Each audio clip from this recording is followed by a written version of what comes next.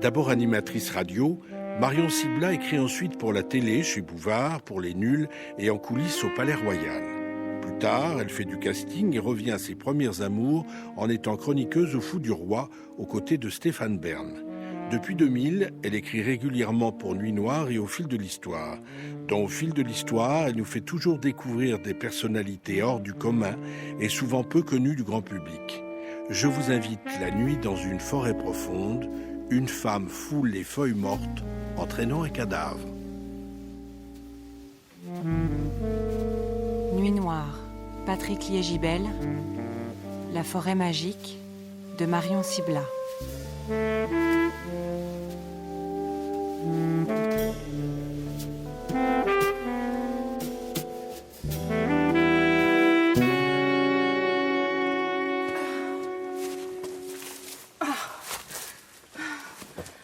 J'en peux plus.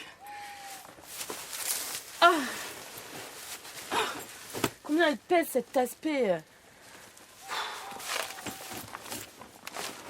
Oh, la prochaine fois au cours de gym, je saute pas la muscu. Et je vais encore devoir creuser le trou. Ah! Merde! Putain, j'ai failli tomber. Dans quoi? Putain de lampe frontale de merde qui tient pas. Un super trou de ouf. Il est hyper bien fait en plus, régulier. Tu vois ma grosse, t'as de la chance en fait, je pensais te foutre dans une fosse un peu merdique, creuser à la va-vite et paf, je tombe sur un trou de compète.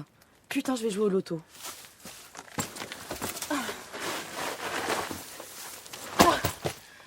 Voilà. Faut que je remette la terre par-dessus maintenant.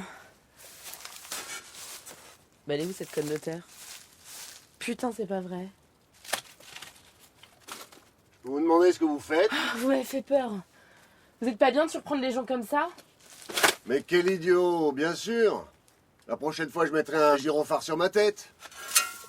Vous êtes qui? Oh là, posez cette pelle. Vous m'impressionnez pas du tout. Avec un flingue, ça fait plus sérieux d'un coup, non? Si on veut, la lueur de la lune rend tout un peu irréel, hein, vous trouvez pas? La vache. Le shotgun de malade. Pas mal, hein. J'ai scié le canon moi-même. Putain. Un Remington 870. Jamais vu ça. 7 coups, calibre 12, 3 kg de hyper maniable. Je peux l'essayer? Dites-moi plutôt ce que vous avez fait avec mon trou. Ah, c'est le vôtre? Remarquez, ça m'étonne pas, il est super pro ce trou. J'aime le travail bien fait. Il y avait personne, j'ai cru que je pouvais m'en servir. C'est incroyable. On peut plus s'éloigner 5 minutes sans que n'importe qui vienne vous boucher votre trou. Et vous avez jeté quoi dedans? Angélique Vanneau, comptable. 50 balais et dans les 80 kilos. Vous regardez jamais s'il n'est pas déjà rempli le trou quand vous balancez quelqu'un dedans? Avec cette lampe frontale à la con, j'y vois rien. Pourquoi? Il y avait quoi dedans? Vital Pochol... Eh merde, jamais réussi à prononcer son nom à ce connard. Un collègue, enfin un ex. Il m'a trop piqué de contrat. Je comprends. Ça fout les boules, ce genre de choses. Une fois, c'est le hasard. 2 fois, admettons que le client a fait jouer la concurrence. 3 fois, c'est le coup de trop. L'enflure. Il s'est pas méfié en plus, hein, quand je suis venu le descendre. Quel con. Bien fait. On peut arrêter de se braquer maintenant? Pas avant que vous m'ayez dit pourquoi vous êtes venu dans cette forêt. Le hasard. Ma cible habite à côté. J'ai vu sur la carte que la chênaie de Tirlifou était super grande, loin du premier bled. Et c'est tout. Vous connaissez pas sa particularité? Quoi? Les truffes? Vous avez l'air sincère en plus. Évidemment, pourquoi je le serais pas? Parce que tous les tueurs professionnels connaissent Tirlifou. Certains font même des centaines de kilomètres pour y enterrer leurs cadavres. Et c'est quoi cette particularité? Très simple. Tout corps enfoui dans la terre très spéciale de cette forêt disparaît au bout de 24 heures. Disparaît? Mais complètement? Entièrement. Pas de peau, pas de cheveux, plus un os. Et même les vêtements sont comme dissous. Dingue. Et on sait pourquoi? Non, mais c'est comme ça depuis des siècles. Faut dire que c'est une région de sorcières. C'est Blair Witch. Ouais, jamais vu. Mais j'imagine que oui. Putain, il doit y avoir un max de meurtres dans la région. Pas tant que ça. Finalement, seuls les vieux du coin sont encore au courant. Enfin, ceux qui n'ont pas Alzheimer. Vous avez une clope? Non, je vapote maintenant. Trouille du cancer. Un peu, oui. Moi aussi parce que c'est trop cher, hein, à force. Je peux essayer? Ça se prête pas, une vapoteuse. C'est comme une brosse à dents. Montrez quand même. Tenez. Et je l'ai acheté à Amsterdam. Waouh, trop classe. Elle est super belle.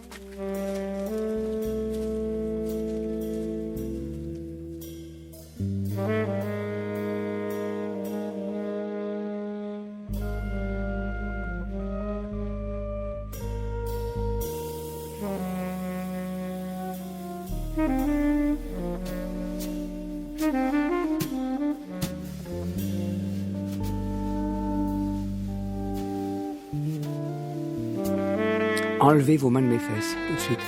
Ça va pas, non? Je m'en fous de vos fesses. Et c'est vous qui êtes sur moi. Si vous croyez que j'ai eu le choix, Vous pesez une tonne. soyez polis, on n'a pas gardé les cochons ensemble. Je me demande bien pourquoi vous m'écrasez alors. Je ne sais pas. J'ai tout oublié. Attendez. Je roule sur le côté. Ah, merci. Tenez, je vous aide. Asseyons-nous. On est où ici? Dans un trou? Une tombe, je dirais. C'est horrible. Pourquoi? Normalement, on devrait être mort. Vous vous sentez mort, vous? Pas une seconde. Pourtant, si je touche mon front, Faites voir. Ah ouais. C'est bizarre, ça ressemble à un petit cratère. Une chance que votre tête n'ait pas explosé. j'aurais effectivement plus de mal à vous parler. Et vous avez une blessure? Maintenant que vous le dites, j'ai l'impression d'avoir été touché dans la nuque. Un trou, tout rond. Un 22 sûrement. À bout portant. Conclusion. Nous ne sommes pas dans un caveau, mais dans l'au-delà. Au paradis, vous voulez dire? Je ne suis pas croyante. Je préfère le terme au-delà. On peut avoir froid dans l'au-delà? Aucune idée. Mais moi aussi, j'ai pas chaud. Serrez-vous contre moi. Merci, c'est gentil. On ne s'est pas présenté. Je m'appelle Angélique. Très joli. Ma mère était fan de Michel Mercier. Ça explique tout. Moi, c'est vital, qui en latin signifie souffle vivifiant. Souffle vivifiant. Ça a dû vous protéger. Pas tant que ça. Je crois plutôt que c'est la forêt qui nous a protégés. Quelle forêt? Turlifou, vous connaissez? Je ne me souviens de rien. Je vous l'ai déjà dit. Si vous vous rappelez votre prénom, c'est que ça va revenir. Ça va? On vous dérange pas trop? Tu m'as pas raté, mon salaud. Visiblement, si. Regarde, j'ai un magnifique impact sur le front. Incompréhensible. C'est vous qui m'avez tué? Non, c'est moi. Je peux savoir pourquoi? Vous avez découvert une double comptabilité dans la boîte où vous étiez en intérim, avec preuve de commission occulte, etc. Et comme vous avez menacé de tout dire à la brigade financière... Quelle gourde! Ah, ça. Jamais je n'aurais imaginé qu'un diocèse, surtout celui-là, puisse faire appel à une tueuse à gages. Si vous saviez... Tu peux me dire qui t'a payé pour me tuer? Personne, boulot perso. Tu flingues les collègues maintenant? Joue pas les innocents. Tu plaisantes. J'ai rien fait. L'attentat contre le Serbe, c'est pas toi peut-être? La directrice du labo non plus? Et l'écolo qui défendait la forêt primaire? Qui a poussé sa bagnole dans le Rhône? Bah, je sais pas. J'avais oublié à quel point tu mentais mal. Moi, ce que je voudrais savoir surtout, c'est pourquoi on n'est pas mort. Ressuscité même. On peut le dire. Alors là... Paraît que cette forêt, ou plutôt la terre de cette forêt, fait disparaître les corps. Non. Si, on vous expliquera. Mais ce soir, comme on a pris trop de temps pour vous mettre de la terre dessus, eh ben, voilà. Vous êtes revenus. C'est absurde. Vous avez une meilleure idée? Déjà, pourquoi on était deux dans ce trou? Une sorte de méprise, un problème de timing. En fait, je crois qu'une tombe ne peut faire disparaître qu'un seul cadavre à la fois. Surtout sans terre. Je parie un œil que c'est la terre qui fait toute la magie du truc. C'est pas magique. C'est cosmique. N'importe quoi. Ça me rappelle un livre, un petit garçon enterrait son chat mort dans un cimetière pour animaux et le chat retrouvait la vie. J'ai vu le film en DVD. Le chat est revenu super méchant. Oh, j'en ai fait des cauchemars. Alors que nous, on est toujours pareil. Exactement. Je vais devoir te tuer à nouveau, mon cher Vital. Pas la peine, je suis innocent. Et moi, c'est promis, je ne dirai plus rien. Vous comprenez bien que c'est très difficile de rendre le pognon à mes clients. Surtout quand on l'a déjà dépensé. J'ai des frais, je vous signale. Vous ne pourriez pas nous faire sortir pour qu'on puisse discuter confortablement? J'ai très mal à la nuque. Ça, c'est peut-être à cause de la balle que vous avez dedans. En plus, Ok. Prenez ma main.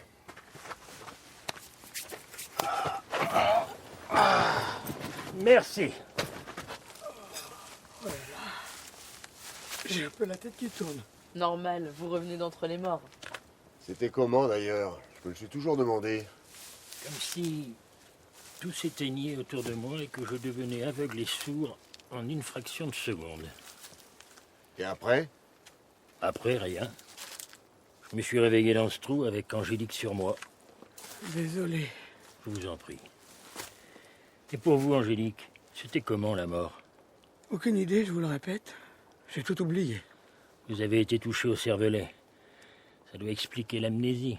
Depuis quand t'es neurologue, toi? J'essaie de comprendre, c'est tout. Vous croyez qu'on pourrait me la retirer, cette balle? C'est très inconfortable. Je vous déconseille d'aller à l'hôpital. On risque de vous poser des questions embarrassantes.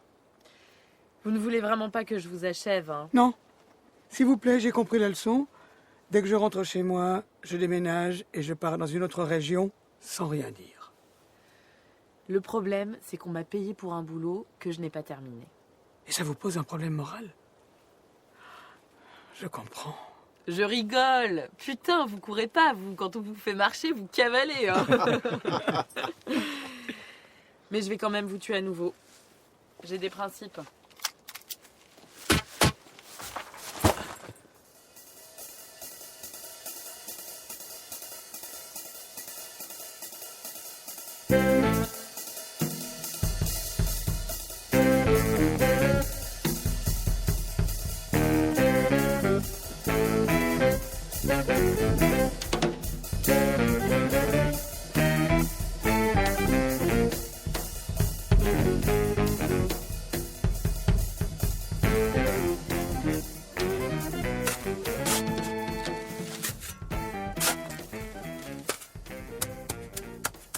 Voilà. Pas de danger qu'elle revienne cette fois. J'aurais pu vous aider. Hein. Pas question. En plus, c'était votre trou, j'ai déjà assez abusé. Dès demain, elle aura complètement disparu. Il y a intérêt. Des soirées comme ça, c'est pas trop ma came. Je voudrais revenir sur cette histoire de contrat que je t'aurais soi-disant piqué. Tiens, Pourquoi tu me donnes cette pelle? pour que tu creuses, pardi. Tu n'as pas dans l'idée de m'achever comme Angélique? Je sais pas encore, mais dans le doute, je préfère avoir un trou déjà prêt. La confiance règne.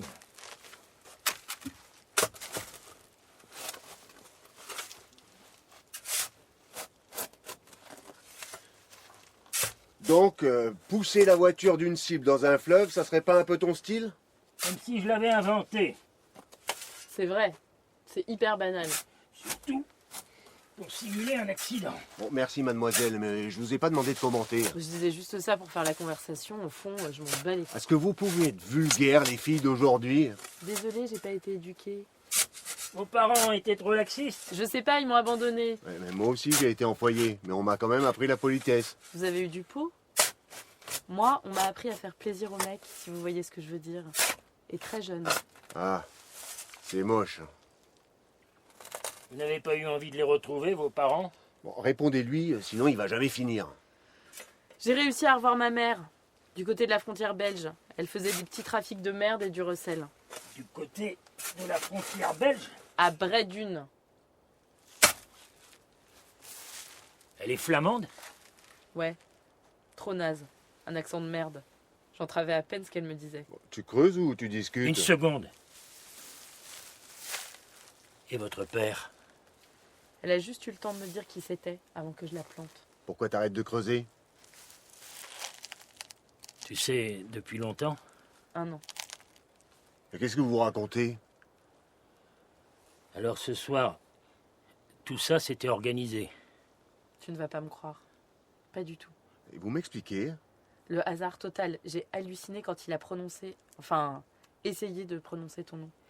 Vital Polotchernietsi. C'est quand même pas compliqué. Attendez. Vital, tu es le père de... Ouais, chez nous, on est tueur à gages de père en fille. Je suis une enfant de la balle. Je savais pas que t'avais une môme.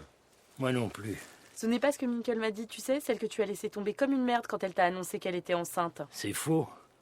J'avais un client à Barcelone. Ensuite, j'ai enchaîné, et puis la vie a continué. Si j'avais su, je t'assure que je me serais occupé de toi. Entre deux contrats? J'aurais fait un effort. Menteur. Comment tu t'appelles? La mort. Quoi?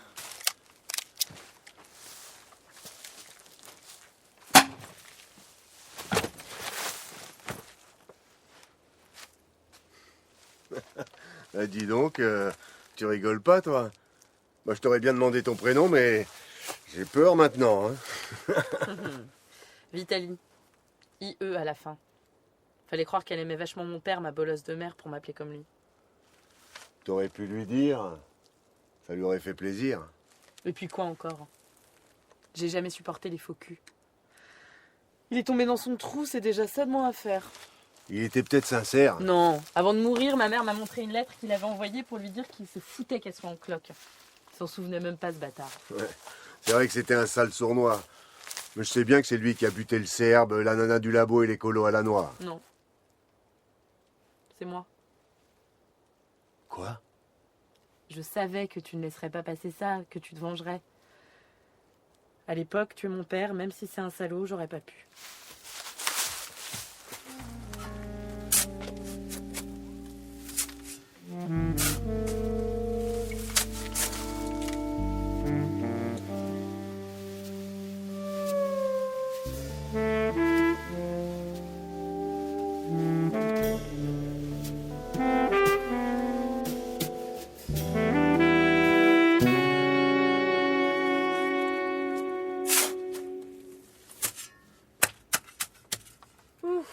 J'en ai ras la couette de tasser cette terre. Alors en fait, ce soir, c'était pas du tout un hasard. Je suis bonne comédienne, hein. Quand j'ai fait semblant de tomber dans ton trou, tout ça. Tu voulais être sûr qu'il était mort? Ouais. Et surtout voir sa tête d'enfoiré au moins une fois. Pas déçu? Faudra être difficile. Elle est vraiment magique, cette forêt. Il y a juste un problème. Je déteste qu'on me pique mes contrats. Oh, ça va, c'était pour la bonne cause. J'en ai rien à faire de ton histoire de vengeance familiale. T'es venu avec ta bagnole perso? Quel rapport? Tu verras. Ah oui? Une BM décapotable. Trop de la chance. Je kiffe grave les Allemandes.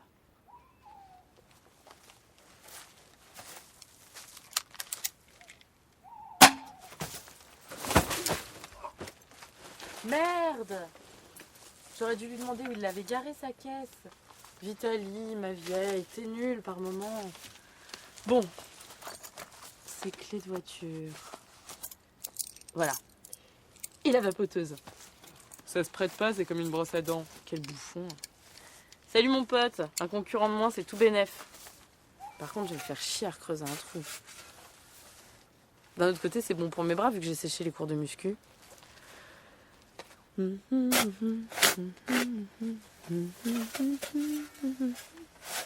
J'espère qu'elle est rouge, sa caisse.